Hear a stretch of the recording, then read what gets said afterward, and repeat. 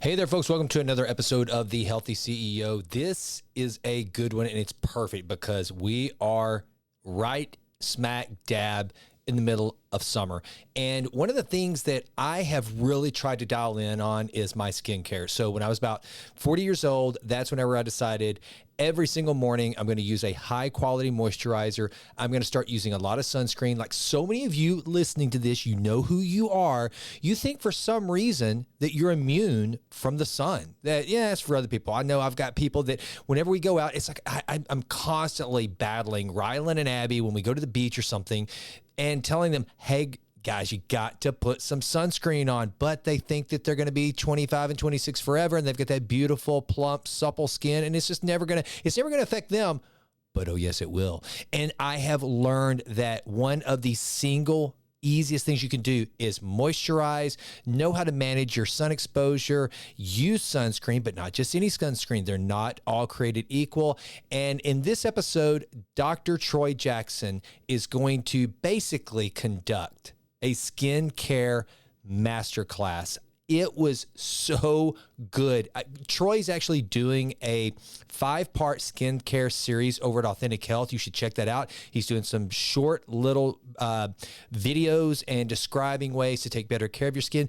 And it starts from the inside out, right? It's what you eat. Again, it's how much you expose yourself to the sun. It's the things you're doing when you're not in the sun. It's how you moisturize. It's what you use as your moisturizer. It's what you use as your sunscreen. And we cover all of that. I hope you find this very beneficial as we go into summertime. Now, if you're listening to this on Spotify or Apple Podcasts, hey, do me a favor, leave a 5-star rating. And if you're like me, you've got daughters that will not listen to you and are constantly going out and baking themselves in the summer just because they want to have that young glowing tan.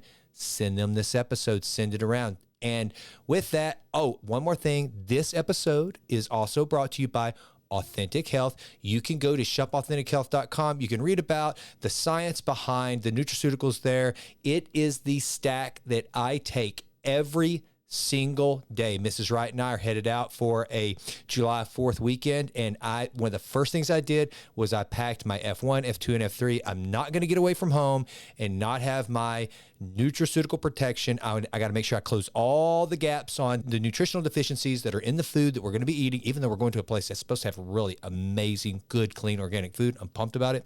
Anyway, go to shopauthentic.health.com, and if you use promo code Jason, you're going to save 10% because you're awesome. So with that, enjoy this episode with Dr. Troy Jackson and learn everything you ever want to know about good skincare. Thanks so much for listening.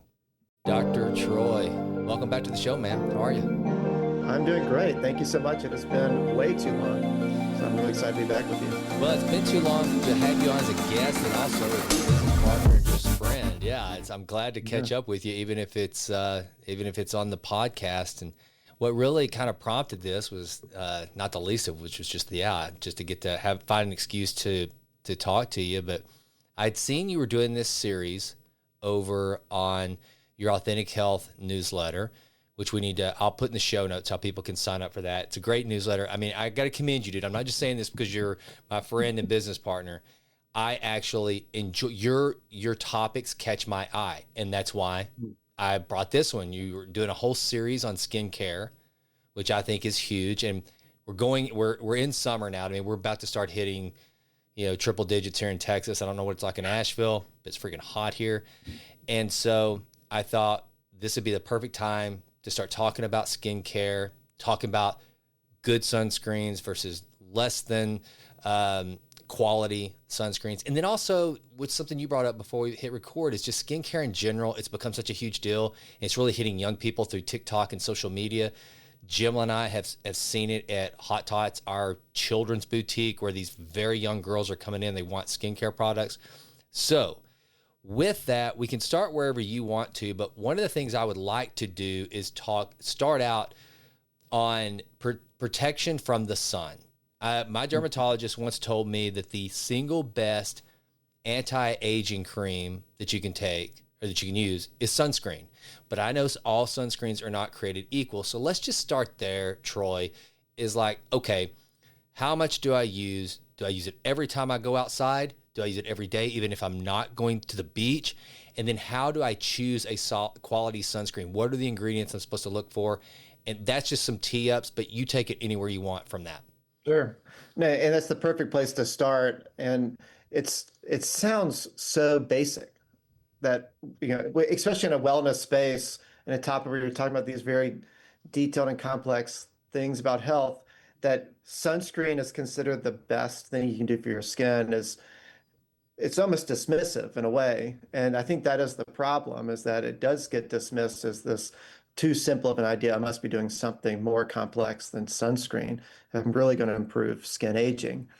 And when you think about the skin, I do want to start off with the fact that the skin is a window into biological aging. So if you are a person who is aging faster biologically than your actual age, that is reflective in your skin. You can go purchase biological age testing, that's blood work or other methods of doing it, but your skin is perfectly reliable. And you see this all the time. You ask someone what their age is, you find out how old they are, and you're surprised, for better or for worse. And it's all reflective of the care of their body. And when you think about aging of the skin, there's intrinsic aging, that's like your genetics, hormone status, that's more important for women. But that's a very small amount of the aging process. Extrinsic aging, the things that's actually touching our skin, is 80% of the deal. And most of that 80% is coming from the sun, and it's coming from the sun since you were born.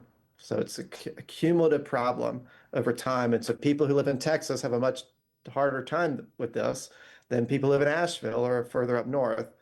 But it's still a problem across the board. UV radiation or UV exposure is rampant. It's Um, one of the things I want to ask real so quick though, yeah, real Troy, you just mentioned something there real quick. Should I be putting, and you may get to this, I'm sorry. I was wondering, no, do you put sunscreen on a baby? I know at the beach, because that one, it seems like it'd be really scary. Like, is there anything to sure. particular? So I was wondering about that. No, yeah. So yeah, so we're pretty close to this. I have almost 6-year-old and a 3-year-old, and we lather them up, and we did as long as I can remember. You have to be careful. You want to use, so let's get into sunscreens because that does the difference here. So when you're going down an aisle and you look at all the sunscreen, there's a million options. It's really just two different options and a million brands, and so that's how you can really separate these out. There's chemical-based sunscreens, and if you look on the back, it'll say uh, like avobenzone is one. It has these chemical names you've never heard of before. You can't spell them. Those are chemical sunscreens, and the way they work is that they they absorb UV radiation as it's touching the skin. They apply really easily, so they don't leave a white sheen. So that some people do prefer those, especially if you have darker skin tones, and they feel lighter, so they're not as heavy or thick. But the problem is that they degrade, they can irritate the skin, and those are chemicals. And there are some studies showing that these chemicals build up in the bloodstream over time, and that may be disruptive. There may be some toxicity to them. And then they're also damaging to the environment. So you may also see some chemical sunscreens that'll say like certified reef approved or some phrasing like that because it could damage coral reefs. Um, so there's that big group. And then there's mineral sunscreens. And mineral sunscreens are zinc oxide, titanium dioxide. Those are the common ones. And those are the ones that are white, pasty. You apply them, you rub on for like 10 minutes, and they're still on your skin. You can still see them. Those we use for our kids, and most kids' sunscreens are going to be mineral-based sunscreen, usually the zinc oxide. And those are perfectly safe. And you do want to use them on your kids as young as possible, if you're out in the sun, because they are very sensitive to damage from UV radiation, one. And then two, UV radiation is a cumulative problem towards skin cancer and photoaging. And so the earlier you start, the better. And you're just applying it on the parts of their body that are the most exposed. The younger the baby, the less skin you're usually exposing. And then as they get older, of course, you're applying it more. But we could all do a better job there. I was out the other day at a baseball game with our kids and forgot all about it. And I'm sure they got, a little bit of a sunburn at least. So it's something we should always be thinking about, and just, the more we can remember, the better. So, is there this is one of the things I've heard people talk about because we know Mhm. how important, especially having both of us or everybody listening, we lived through the era of COVID and talked about vitamin D from the sun in particular, being outdoors. It's one of the single best things we can do for our bodies. And then yet whenever, because I have gotten to that point where I'm SPF 50 whenever I go to the beach or anything. I mean, I'm 51. I don't care about having a golden tan. I'm much more interested in no cancer spots and keep my skin looking Mhm. young. And so I lather up and I wear in the summer, man, if I'm even going for a walk, I put a high quality mineral based sunscreen on every time I walk. But you'll hear people say, well, but then you're kind of not getting the vitamin D that you need. Especially if you wear it every day. I mean, is that a legitimate concern or is it kind of a risk versus reward? How do you Mhm. look at that from a physician standpoint of vitamin D content versus trying to avoid sun damage? There are some recommendations that say if you're going to be out in the sun for 15 minutes or less, then there's no need for sunscreen. And maybe there is some vitamin D benefit from that aspect of it. The way I would approach that question, or if someone had said that to me, is, well, I mean, yes, I can take a vitamin D pill, or I can go see the dermatologist and get skin cancers removed from me. So you can pick your poison on that one. And then also, it's not like it's 100% effective. So SPF 30 is a 90 blocks 97% of UV radiation. So you're still getting some UV uh, interaction on the skin, which is helping with vitamin D conversion. So it's not like it's not getting any, but you're trying to reduce the volume of damage. And so if someone's out there for hours on end, I would much rather take a vitamin D pill and not get sunburned Right. than make vitamin D more important than my skin.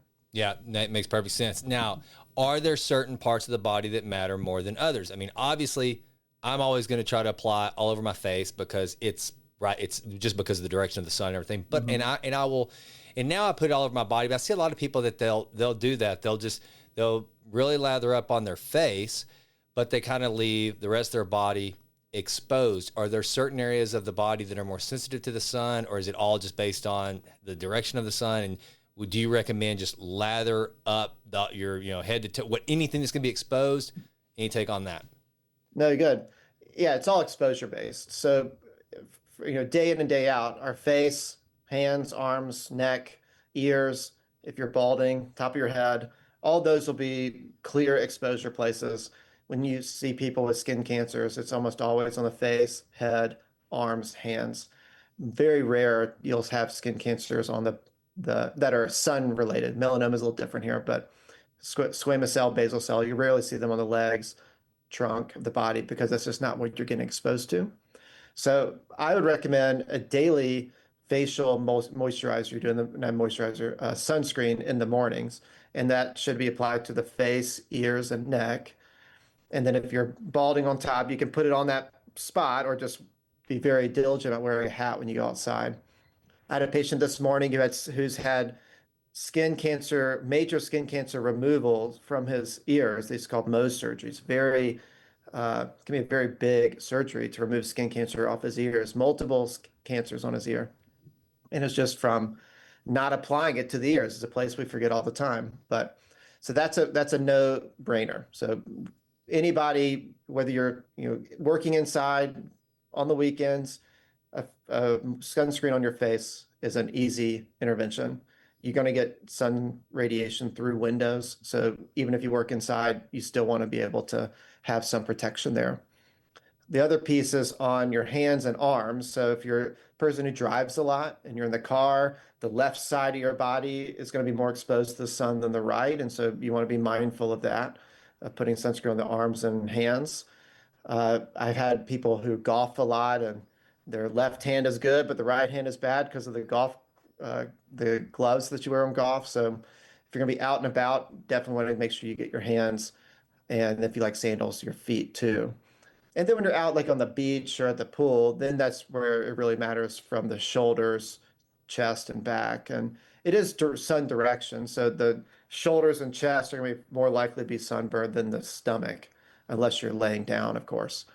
So if you know you're gonna be in the pool a lot, then you really want to focus on the upper part, but you can maybe worry a little bit less about the lower aspects of the body. Are there any brands that you're really partial to? This is actually a tough question. The brand I was partial to got a really low score on the Consumer Reports in the most recent issue. Oh, wow. Uh, Blue Lizard is what we typically use, but one of them at least got a low score. I can't remember exactly which one, but um, I'm not.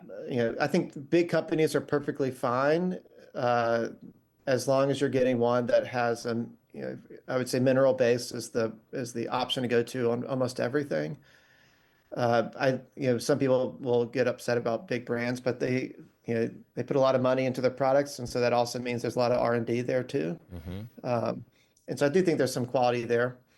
And then on the face, I typically would do a mixture of a mineral and chemical base just because it's just easier to apply. Okay. At the end of the day, if you're having to rub it for 15 minutes for it to go on, you're not going to put it on every day. Yeah. So, and there's lots, CeraVe is what I use on the face, but there's lots of great brands out there, and most of them are going to be mixes of a chemical and a mineral base. If you really don't want to use chemical base because you're worried about it, no worries. Go for a full mineral and just be okay with the application aspect of it. On our kids, if you're pregnant or thinking about being pregnant, or for me personally, just on the body, we use mineral-based sunscreens and just rub it in. Okay. All right. Well, good. And then as far as like what makes one better than the other, is it the quality of the zinc oxide? Is it just the kind of the blend that it makes like what makes one, if you're looking for value of highest quality content to per dollar, how do you assess that when you're out there shopping? Yeah, I think most products are gonna be good quality that come from reputable brands. Honestly, the biggest issue, I'd worry less about what you're buying at the store and more worried about how you're applying it. Are you applying it enough as often as you need to? That's probably more of the problem that we see with photo aging than you're using the wrong product. I'm sure there is an aspect of shelf stability and shelf life, and so if you're buying something that's been sitting on the shelf for 5 years, that's probably not the thing to use.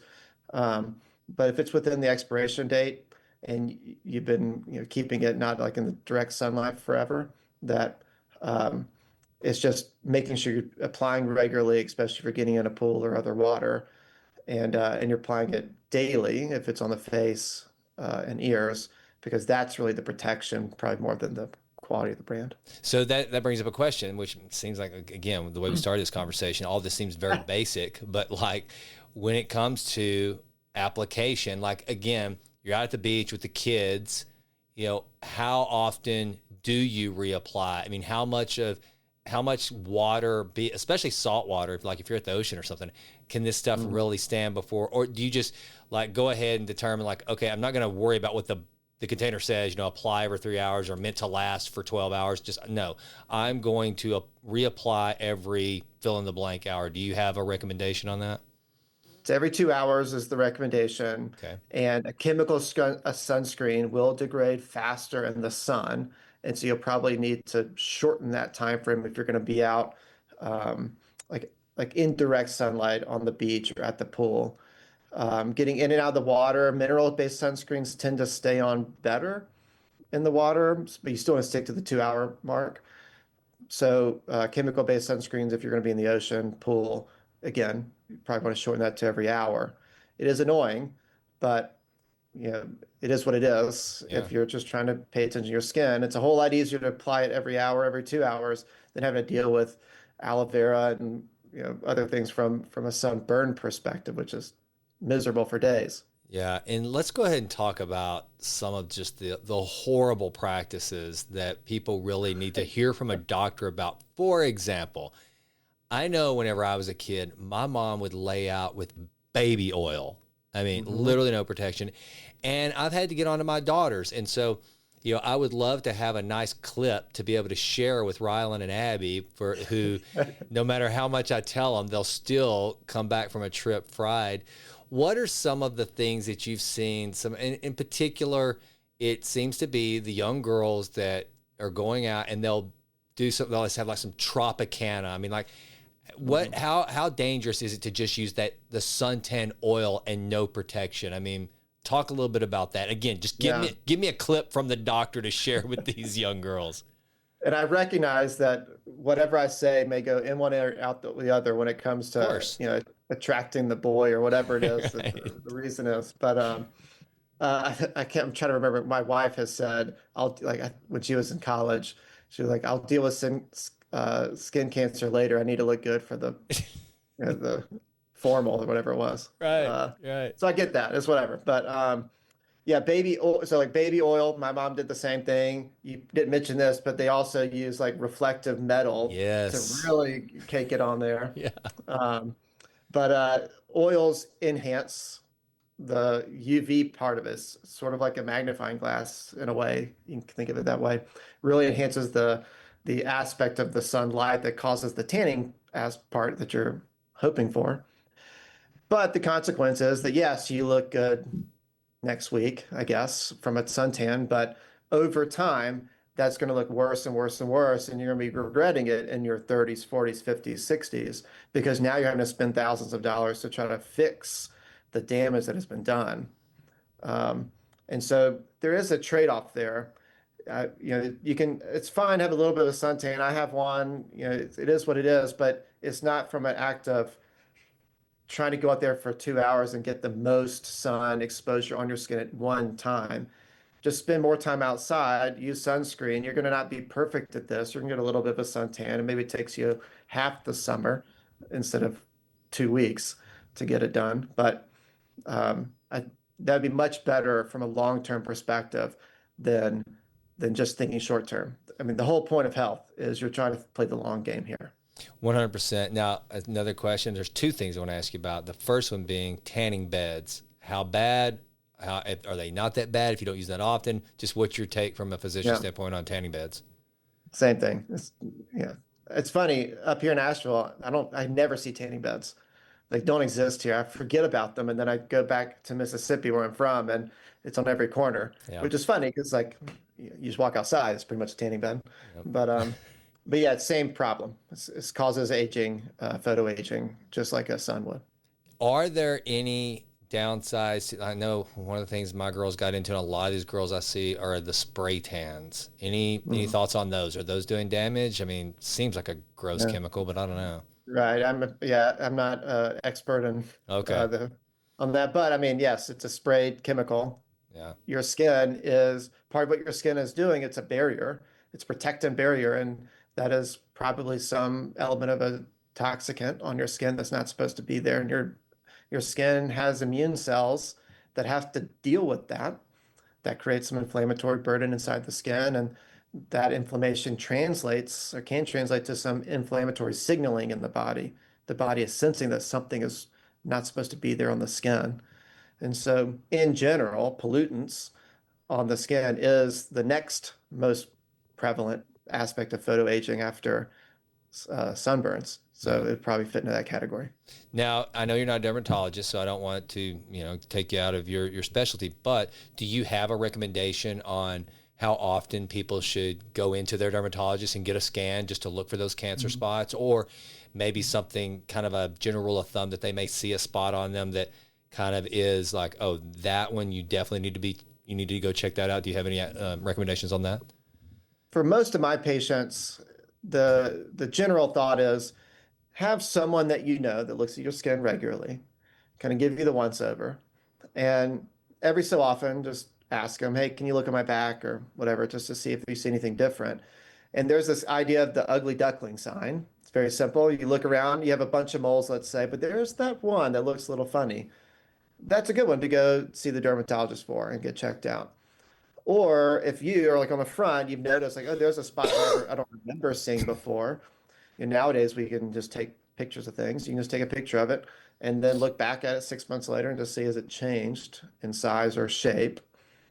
I think that's a generally good idea. If you have prone to skin cancers, if you have a ton of moles, as a kid you've had stuff taken off because of concern for melanoma, sure, go see the dermatologist once a year. They'll do a thorough check. It is harder these days, at least here in Asheville, to get a like just a skin check at a dermatology office. They're just really busy.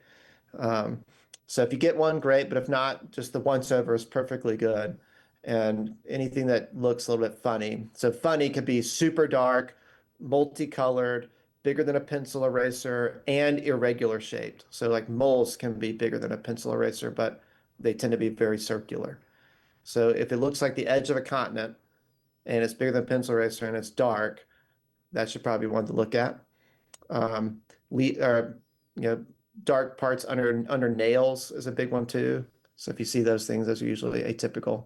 But the run-of-the-mill stuff, just look at it every so often, and just make sure you're keeping tabs on the weird ones. Very good. So the next thing I want to bring up is something you brought up before we got on the show, and I kind of made mention of it, is that, so, Jimlin and I have a children's boutique here in Tyler, and one of the things that all the moms have let us know, especially around Christmas, is these girls 12 and under. I mean, they're really young. They're coming in all the time wanting skincare products. I mean, it is amazing. And you mentioned it, TikTok has really just blown up with these young girls and skincare products. Now, I probably, when the girls were growing up, man, I might not have thought much of this, because one of the things I wasn't as into health and wellness as I am now. And so I didn't really understand just how toxic some of these skincares, perfumes, shampoos, all of this stuff that we put directly on our body. I had no clue just how toxic some of it was.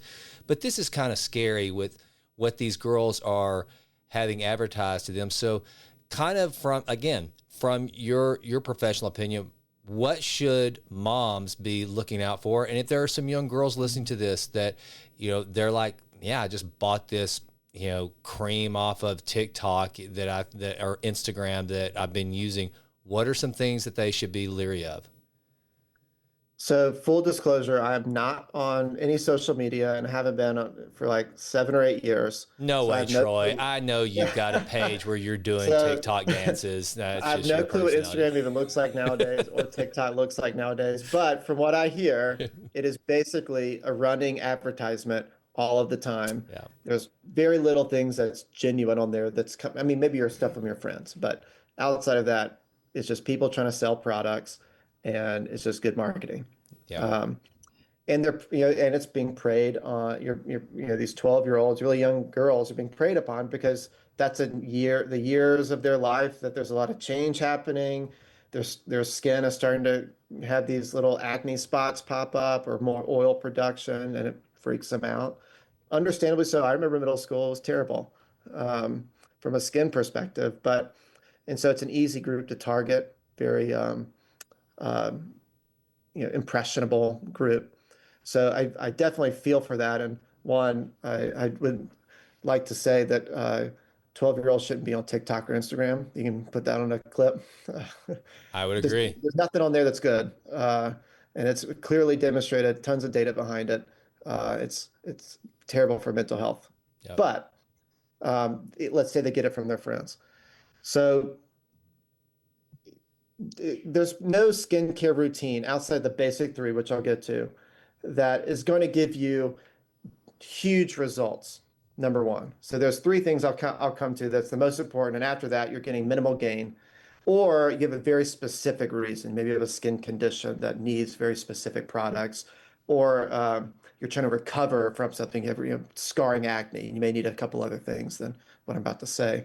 But for most 12-year-olds and anyone, there's just three things you really need to keep a good skincare routine easy, but also the results matter. The second thing is a 12-year-old has probably the best skin of their life, from a collagen perspective, a plumpness, hydration perspective. So the younger you are, the less you actually need. And so as you get older, maybe you need more things. But so it's funny to me that the skincare craze is all the young people with already perfect skin. Mhm. And what gain are you getting from that? And I don't think you're getting much of anything. So I think that's the big issue here. So if you're a mom or a parent listening to this, this is a big problem. It's probably much worse than I'm even saying it because I'm not on there to see it. But it's really just speaking confidence to your kids. You know, beauty is far more than just what an appearance looks like, and they need to be kids. And kids don't need to spend an hour in front of a mirror. They should be out an hour outside with sunscreen on. Would be the thing. Agree. Yeah. So, but when you think of skincare, let's say you're child is worried about it. Sunscreen is a big one, moisturizer is a big one, and then retinoids. And retinoids we should probably spend some time on because there's a lot of misunderstanding there. But the younger kids need retinoids for acne and pimples. There's really gentle products out there that are great for that specific case, and they get stronger the worse you need. So the worse your skin is, you have stronger options. As you get older, retinoids at stronger dosages are very helpful when it comes to protecting collagen and improving collagen formation and skin health in general, just with pigmentation and wrinkles. So retinoids is a clear winner no matter who you are, what kind of skin condition you have. You just have to use them well. Now, though, retinoids, as adults, one of the things and then make sure I've got the terms right. So a retinoid is what would you find in retinol, correct? So retinol is a type of retinoid. Yeah. Okay. And what I heard someone tell me one time, so my sister-in-law was doing one of these multi-level marketing skincare operations. I don't even remember what it was called. And basically it had a pretty high retinol content in it. And so essentially if you're not doing it for acne or something like that, it's literally just kind of inflaming the skin, and the inflammation is where the tightening is coming from. So really you're kind of damaging your skin in order to try to make it look younger. You're really not improving anything. At least that's what I was told. Do I have that right? No, so retinoids are fascinating. It's a vitamin A derivative, and it affects gene expression within the skin cells. And so the main benefits of retinoids is as increasing collagen synthesis, Okay. which is the main thing that gives you plumpness in the skin. That's probably the most important in terms of the dermal matrix of our skin. It decreases the amount of inflammatory burden that's in the skin, which is what damages collagen. So it kind of works hand in hand. And then our skin is constantly regenerating. So it's starting at the bottom. Your epidermis is the top layer. Starts at the bottom, and you're pushing new skin cells up to the outside, and then it sloughs off. And it's this recycling process. And retinoids speed the recycling up. What that does is that it allows for you to have kind of younger, healthier, more functional skin cells at all times. It also moves melanin, which is the pigmentation part of our skin, kind of disperses it better. And so you have less of like the splotchy looking skin that people can get. So the redness that you're talking about, that's called retinoid dermatitis, is basically that accelerating of your skin turnover that's happening faster than your body is able to sort of keep it in check and keep it healed and repaired. So it's just really sensitive. Okay. A little bit of UV damage will just flare it up. A little bit of dryness will just flare it up. So it is part and parcel of using retinoids. You can be really slow with it and avoid the dermatitis piece of it. Some dermatologists say just keep going and just push right through it. You'll have 2 weeks of being miserable, but it'll get better. Either way, you get to the other side of it and you'll never get dermatitis again as long as you're regular on retinoids, and things will be perfect after that. Okay. And so I guess going back, the moral of the story on talking to your kids out there, especially I think there's a conversation that a lot of moms would have is like, hey kiddos, I'm trying to make my skin look like your skin already does. So really just keep your skin clean and moisturized, and you should be good to go. And that brings up another thing. So we're a big Cetaphil house. You mentioned it, the sunscreen you use is the same, what's it called? CeraVe. CeraVe. That's what I travel with because actually we're using a lot more CeraVe now because they, for some reason, decided to change the formulation on the Cetaphil. It's one of those new and improved that wasn't asked for. And so Jemlyn doesn't like the new and improved. She used to be a diehard old school Cetaphil. So let's talk about some of those basic products that you use just for cleansing the skin, and all the way through. Again, something I didn't think about until later in life was just the soaps we use. There are soaps that are a lot cleaner than others, and that all has to do with our epidermis and how healthy it stays. So kind of that healthy skin, you've already got the healthy skin naturally due to your age or whatever. What's the routine, basic 3-step routine that you recommend? Yeah. And again, this seems so basic. And honestly, the products are fairly inexpensive. There's nothing magical about $10 Cetaphil and the exact same thing from a $50 company. It's kind of the same thing. They're all at the end of the day. That's not true for like antioxidants have to be different. So like people talk about vitamin C serums, those are helpful. Those are expensive. You're going to be $100+ for a bottle for that. But retinoids, sunscreen, moisturizers, cleansers, all that is cheap. And that's okay, right? Your skin is very smart. You're not going to outsmart it by buying some fancy product. So from a skin perspective, what matters the most is that the outer layer of our skin is made up of skin cells and then this lipid matrix. Some people call it a brick and mortar type idea. The bricks are your skin cells, and the mortar is this different composition of ceramides and fats and other lipids. And all this creates a beautiful seal on the skin and allows it to keep bad things out, good things in, helps us regulate water. Helps protect the collagen that's deeper. And so when you're thinking of cleaning your skin, a gentle cleanser cleans off the dirt and the grime, but it tends to leave some of that oil, protective oil, back onto the skin. So you're not fully stripping the skin all the time of that protective oil layer. You'll get some of it off, but not fully off of it.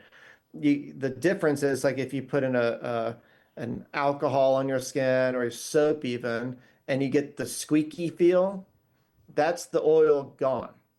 So the oil's all gone off your skin. So that's the difference. You don't get the squeaky feel with something like a gentle cleanser like Cetaphil. And we're not paid by these companies, by the way. Right. If Cetaphil wants to sponsor, that's great. I'm in, yeah. But we're not. So you don't want to fully strip the skin. Obviously, if soap is good for other things, and so when you're thinking of cleaning your skin, my general philosophy is you shower as often enough to keep your skin clean and smelling fine. Most people don't need to shower every single day. And especially kids, don't need to take a bath every single day. So you kind of figure out that balance. Maybe it's 3 times a week. Maybe it's 3 plus 1 or 2 if you have a really hard workout or something. If you just need to rinse off because you're sweating like the Dickens in Tyler, Texas, then do that. But you may not need soap for that. You probably just need to rinse off. Yeah. And then you can keep soap to what I usually refer to as the hot spots. So the areas that are, skin to skin contact areas of our body where you're going to have a lot more bacterial production, a lot more sweat production. Use it there, but don't use it like all over your arms, all of your legs, all of your chest and back every single time you shower, because all you're going to be doing is just stripping these oils off the skin. And that brings me to something I'm probably doing that I shouldn't. I use a loofah. And so. Yeah. So that's an abrasive. Yep. Great if you got mud caked on you. Yeah. But otherwise, you're causing just some abrasive irritation to the skin. It's probably not damaging itself, but your skin has to heal from that. Yeah.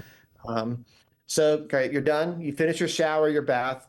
You want to put on a moisturizer. So moisturizer adds back those oils. So a lot of them have these ingredients like ceramides in it, fatty acids, cholesterol in the cream to kind of add that back to the skin. They also have barriers on it that are emollients, things that it makes it sticky or kind of tacky feeling. That's what keeps or traps the water in your skin. And so those are great things to use after the shower. And you just buy a big tub of something. And again, they don't have to be expensive. And you just lather that on everywhere on your body to keep the skin hydrated. If you're seeing ashy knees or elbows, your skin's dry, and you need to put a moisturizer on there more regularly. It's very important in the winter time. Your skin can get a lot drier there. Or if you're in the summer and you're taking a lot of showers because you live in Texas, then you probably want to be more mindful about moisturizers. Which one do you use? I think it's the Whole Foods brand. Okay. Yeah. It's one of those I just bought with because it was a sale. Yeah, but I try to, but you do recommend, okay, well, here's another thing. What are some of the chemicals here's one that I think so many people use, and we have it downstairs. It's what I use for my body. I don't use it on my face. I use one of these fancy ones that Jimlin brings home from the dermatologist for my face. But on my body, I do use Nivea, and Nivea has a very strong smell to it. It smells great, but usually I'm leery of things that have, a fragrance to them. So I know should probably switch that out, or is that, what do you think Yeah, about you're that? right. Okay. Fragrance is a common allergen or irritant to the skin. Yeah. And then colorings is another one. And so if you pump it out and it's not white or clear or kind of beigey, then or some funky color, then that's some additive chemical for that. Okay. So those are probably the main things. Um, Otherwise, I wouldn't really worry too much about. I mean, the ingredient list is going to have stuff you don't know what it is. Yeah. And if you're worried, if you're really worried, I mean, you can go on the EWG website. I would say they're overly strict at times, but they have a really big skin database that you can at least find something that's in the EWG verified 1 or 2 rating. Those are all green ratings. And it's pretty easy to find a brand that you can find in a store in that realm without having to go buy some fancy product online. So Okay. I'll do that every so often just to make sure, sometimes like you said with Cetaphil, they'll change it for a new and improved formula and maybe they'll drop it from a green to a red and you just switch it. Very Um, good. so, so that's that. And then in the morning, you do your face sunscreen slash moisturizer. So it's easy. And that's all you need to do in the morning and you're done. And then at night, that's where you do the retinoid. And I do want to speak on retinoids a little bit more. So if you're a kid, not kid, if you're like a teenager and you don't have a bunch of acne problems, but you're just like, I want to be mindful about my skin at least. I don't believe all the TikTok folks, but I want to do something. Then a retinol, 0.1%, easy to find over the counter, perfectly fine to use. It's a gentle version. It's sort of kind of keeping the rhythm going. It's allowing collagen production. It's helping with UV radiation damage. So great, go for that. And then if you're probably in your 20s, I would stick with that. When you get in your 30s, maybe 40s, you want to bump up to either retinaldehyde, sometimes call it retinal, AL instead of OL. There's retinol 0.3% you can purchase. You want to bump up in strength. And then if you're really worried about your skin or you live in a southern state, you have a lot of sunburns, you want to bump up to the prescription strength, that's tretinoin, and the lowest strength is 0.025%. And so you can bump up the degree of potency. Degree of potency are stronger, they work a lot better. They just have higher risk of retinoid dermatitis. But if you are following that regimen, if you've been using retinol, you went up and you're going to bump up to the next one, you usually will not have dermatitis flare if you've been using something. If you're just starting out, I would start out with the over-the-counter product, get used to it, 3, 4 months, past the dermatitis phase if you had one, and then bump up to prescription strength if you're over the age of 45 or so, and then stick with the tretinoin prescription strength. And there's varieties on that strength side of it. Tons of good data, unquestionable powerhouse when it comes to healthy skin aging and improving, maybe some bad decisions you had earlier in life. That's good to know. I may do that, man, because, and I know that's a good point, because a lot of people listen to this, especially if they're my age, they're considering things like fillers and Botox, but they don't want to. They would rather stay natural. I mean, that's me. I don't want to do that. I want to always try to keep my skin naturally healthy. And one of the things you've mentioned a number of times that it's kind of a funny story. So whenever I go to my parents' house, they inevitably have some new form of collagen. I mean, and it's because my mom, she started to develop, she had a stroke and then it really increased the wrinkles in her face. And so she's trying everything to help with the wrinkles. And so she had heard that collagen obviously plays a part in skincare. But I mean, come on, you're not going to get rid of your wrinkles by just consuming a ton of collagen. But mom seemed to think that was going to happen. But it does beg the question, what are some things we can do to either maintain or increase our collagen production? Because that is important to the fullness and plumpness of our skin health. Is there anything we can do? And then that's the first part. And the second part is I put 2 scoops of collagen, or two tablespoons of collagen in my coffee every morning. And I'll put a scoop in my Greek yogurt. So I am consuming collagen. Is that a waste of money, or am I doing any good, at least for my bone health? I mean, what is your take on collagen consumption and how do we increase collagen production? Sure. First thing is you can increase collagen production by protecting natural collagen production. So your body's making collagen all the time. You can retinoids increase collagen synthesis, antioxidants like vitamin C, so you can vitamin C serums protect collagen. Vitamin C is also a necessary cofactor in the creation of collagen. So if you need antioxidants, cream serums, go for that route. It's usually like a vitamin C, vitamin E, ferulic acid is usually the combo. That's expensive. So if you're going to shill out some money, that's the one you're going to spend some money on. Would But glutaril fall into that? no, that's different. But Okay. I do want to come back to that Okay. because they do have some skin products that are very helpful. Yeah. But so this is just helping with collagen synthesis and removing some of that oxidative stress that is breaking down collagen itself. You can take collagen or consume collagen, and maybe there's some benefit there. There's certainly no harm. It's not like robust evidence that taking collagen is going to improve skin, but when you're kind of like where your mom is, you're just trying to anything you can. Collagen may be helpful for her bones, maybe helpful for her joints, maybe helpful for her skin. All good things. She probably needs all of it, Yep. and so I would go for it. Food-based collagens are also fine. So that's things you're eating sardines with the bones in them, or salmon you can buy with the bones in it, and kind of making like a salmon salad. That's the best way of getting collagen. Bone broth is another way of getting collagen. Eating, if you're going to eat meat off of the bones, where the bone is in the food when you're eating it, you'll naturally get some collagen fibers by doing it that way, as opposed to doing like a strip or a tender where it's been taken off. Um, so those are going to be the tried and true ways I would say of enhancing collagen. Eat what you can, but just protect what you got. It's probably more important. Let's talk a little bit about nutrients and skincare. Are there certain things that you should make sure that are parts of your diet if you're really focusing on trying to slow the aging process of your skin? Yeah, so back to that whole aspect that your skin is the window into your aging. Your aging is definitely predicated on what you're consuming.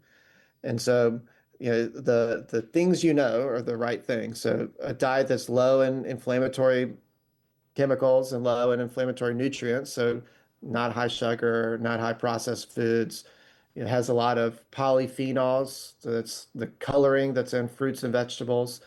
Those are very important antioxidants, and especially for the skin. Vitamin C, like I said, is a necessary cofactor for collagen synthesis, and so that's citrus fruits, kiwi, dark green leafy vegetables. So you can't go wrong on those things. Protein, clearly important. Collagen is 3 amino acids, so it's part of the kind of the whole protein matrix. So having complete proteins is what we're talking about here for helping with skin. You also need to maintain, skin structure requires amino acids as well. So, and as you age, your ability to assimilate or digest and assimilate amino acids diminishes. So your protein needs are higher. And so that comes in protein powders, protein from food. Essential amino acids are helpful not because of the skin, but because they're allowing your body to use those amino acids for muscle synthesis while you're using the other ones for other things of your body. Um, and then there is a connection with the gut. So there's a gut skin connection, there's a skin gut connection. And so good things for the gut, like fibers, will in time improve your skin as well. So all these things we think about in terms of just healthy living, we just don't think about the also cause healthy skin aging too. So one of the things, good, bad, or different, I have in my mind that alcohol is a major detriment to my skin. That's one of the things, like whenever I decide to completely abrogate alcohol from my diet, one of the reasons why is because I just think that alcohol ages you faster. And then we could use that as a segue into the glutathione discussion and glutaril and some of the Nian's new skin products. But am I right about that as far as alcohol can enhance the at least the look of your skin being more aged? Yeah, alcohol is we very clear accelerant of biological aging, and skin is the window to biological aging. So it's a very clear link. Plus, if you think of like the stereotypical alcoholic, they classically have that ruddy nose, kind of part of the face, where there's a lot of like these blood vessels that are forming on the front of the face. That is the classic, inflammatory damage from alcohol, whether it's from the gut, like I was just mentioning, causing a lot of inflammation there, and that's being translated to the skin, is probably where that is coming from. It's also funny when people are stopping alcohol, they tend to get acne as part of like the withdrawal process. And so there is this just, I'm not a teetotaler, so I think alcohol is helpful or good in certain settings, but we have to drink it knowing that it is not enhancing our health at all, at least for what we're talking about here. Right. And so the less you drink, the better your skin will be over time, clearly. All right, let's talk a little bit about the body's master antioxidant, that being glutathione. Nyan actually sent me, he was on the show again here not too long ago, and he sent me his entire new skin regimen, which is pretty pricey if you go buy it. But I used it all and for a month, and it's pretty extensive. Obviously, a lot of glutathione in is part of that protocol. Talk to this audience, and also glutathione. Until I'd met Nyan, I didn't know anything about I'd never had it brought up to me, and I guarantee you, Troy, 9 out of 10 people that I go up to and say, "Hey, are you making sure you have are you managing your glutathione levels?" They're like, "What the heck is glutathione? What does it do? Why is it important?" So let's talk a little bit about the body's master antioxidant. And it's not just you, Jason. I do not think I learned about glutathione, at least in any importance in medical school, and I know I didn't talk about it in residency at all. But it is the master antioxidant, so it's a clear, important aspect of our health. It's created with cysteine, so NAC is commonly going to refer to the C, and that is cysteine, glycine, vitamin B6, and then vitamin C helps with the recycling of glutathione. So we are constantly making and breaking down glutathione all the time. That's part of the body's way of balancing pro-oxidants and antioxidants. We're in a constant state of ups and downs there. And oxidants aren't bad. They serve a signaling purpose.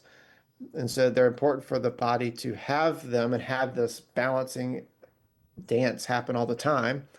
The issue, and I think this is where Nyan Patel's product comes in, is that there are conditions and times where we are heavily skewed towards a pro-oxidant state. So if you're not thinking about your health at all, you're probably skewed in a pro-oxidant state. If you are thinking about it, you may have a good bit of balance, but if you're deficient in some of those nutrients I just listed out, you have poor methylation, which is part of the creation of glutathione, you probably have some imbalance there. And then if you're using, from a skincare perspective, you may have a lot of oxidants, like in this imbalance, a really inflamed state of your skin that you have to get a handle on. And so that's where his products are helpful. I'm not a full expert in the options there, but I know he has some vitamin C products, and those are usually combined with glutathione. So vitamin C recycles glutathione, so it's a win-win. But again, it's helping with collagen synthesis and protection of collagen. So I think they're clear winners there. They are pricey, but for vitamin C serums, you get what you pay for. And so you kind of are already spending $100, $150 a month anyway, if you're going to go that route. So might as well get the good thing. 100%. Now, before we go, let's talk about just some things that, these are some things that in my mind I'm doing that benefit my skin health. May not be doing anything, but as far as just like some like physical activities, sauna, cold plunge. I don't think the cold plunge is necessarily in my mind. I'm tightening my skin, so maybe that's helping. But really, sauna, getting rid of the toxins, just riding on the Peloton 45 minutes to an hour, just anything to give me a really good sweat. Sweating in my mind is good for my skin, so I make sure I do that. I try not to take really, really hot showers because I feel like that could do some damage. Am I right on those things? Or there's some things that could be added that people probably, again, just aren't thinking about? They love a really just blistering hot shower, and maybe that's not the best thing in the world, or they just never sweat. I mean, there's a lot of people listening to this. Well, I don't know, this is the Healthy CEO, so maybe they do. But there's people that go through their day, Troy, and even if they do exercise, they don't just get a good sweat going. And I think that's one of the best ways to remove toxins, which I would think would benefit your skin. Am I right on that? Wrong? Any suggestions? You're right. Yes, I mean, sweating like from a sauna for exercise has that whole action has a lot more benefits than just the skin, and so it's helping a ton of different categories. But yes, all those things are helpful. Anything that's improving aging will improve your skin because skin is your window into biological aging. And so the inflammation that is being produced with exercise gets resolved. That's how the exercise works, the benefit part from recovery. Well, that recovery is also, those signals are also happening in your skin. So your skin is getting a benefit from that too. Your skin is tinted or held on your body with muscles. And so with muscle loss, your skin can sag from that. So like with your mom after a stroke, you lose muscle tone in her face, and so she's lost the ability for her skin to tint correctly. And so it is sort of like a tint that where the poles are kind of pulled together. They're not fully taut out anymore, and you get those like wrinkled sags on the lining of the tint. Um, I think this is actually, wasn't expecting to talk about this. Ozempic face has come up a lot. And this does play to this. So you can do too much too, and that hurts your skin. Where the whole idea of Ozempic face is rapid weight loss, unregulated. So this is usually people that aren't being followed or managed appropriately. They lose a ton of weight. They're super excited, but your face starts to sag or look sunken in. You look sicker than you did when you first started.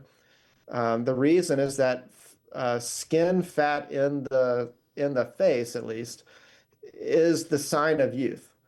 And so you can go to an esthetician or a dermatologist and get fat fillers in your skin because it aids in plumpness, it reduces wrinkles. And so that's why you don't know this perceptively, but you can tell like someone looks younger than another person. It's the skin fat is almost always what it is.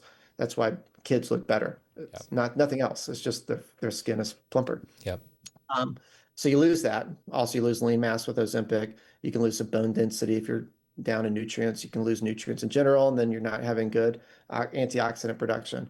So that's kind of where that Ozempic face comes in. So that's the extreme side.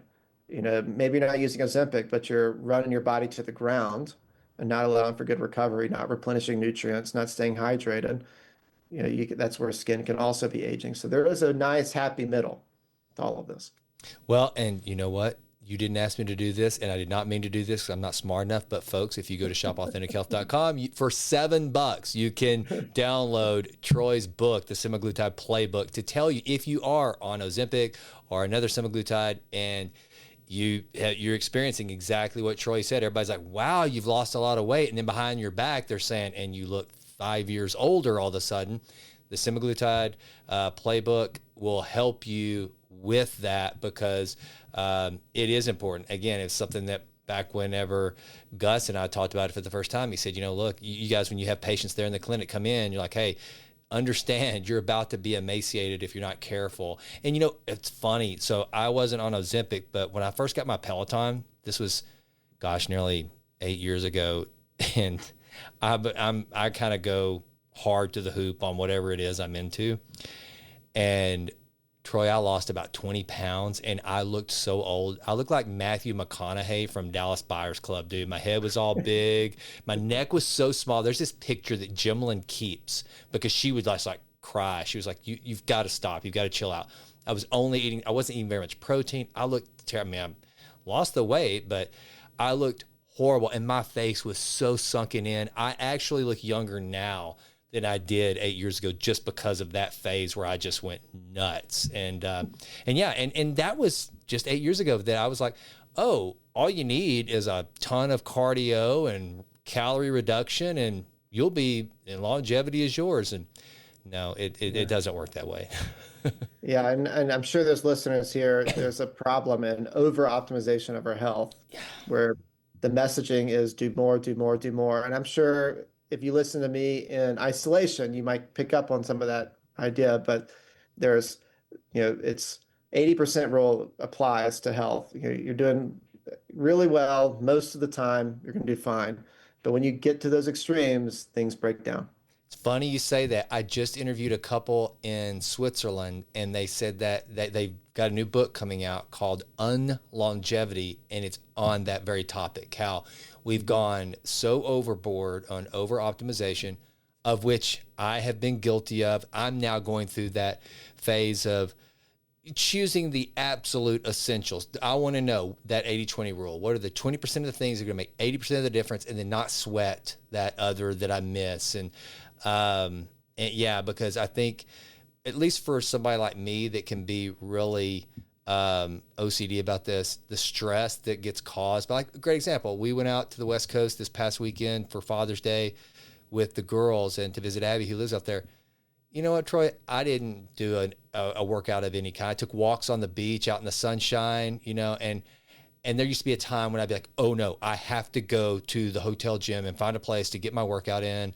Now I'm like, no, it's just not worth that. And you just be present, enjoy. And also, for the listener out there, this is one of the ways that I've reconciled it.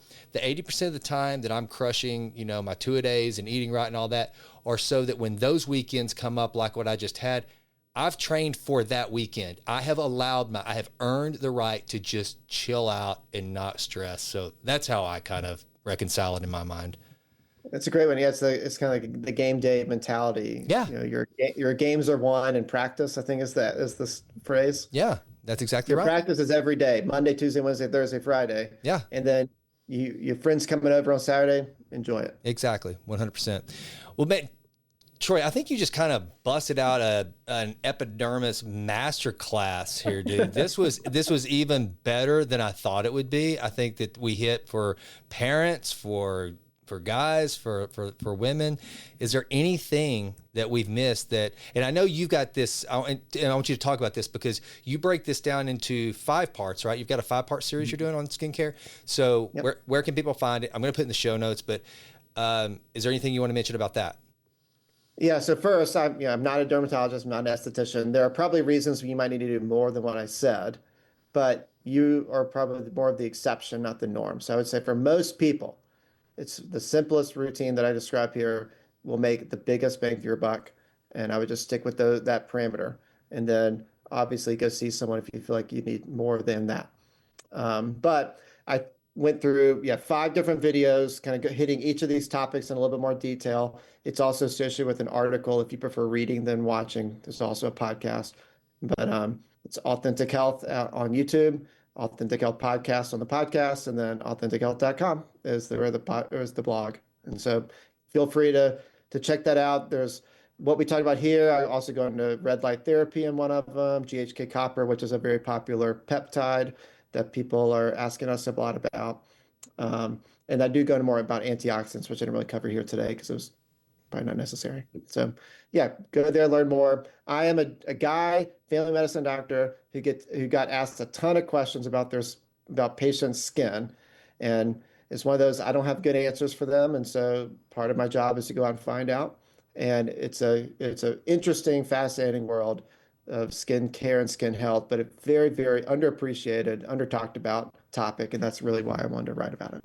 Wonderful. Well, Troy, thanks for sharing it with this audience, brother. I appreciate you, folks.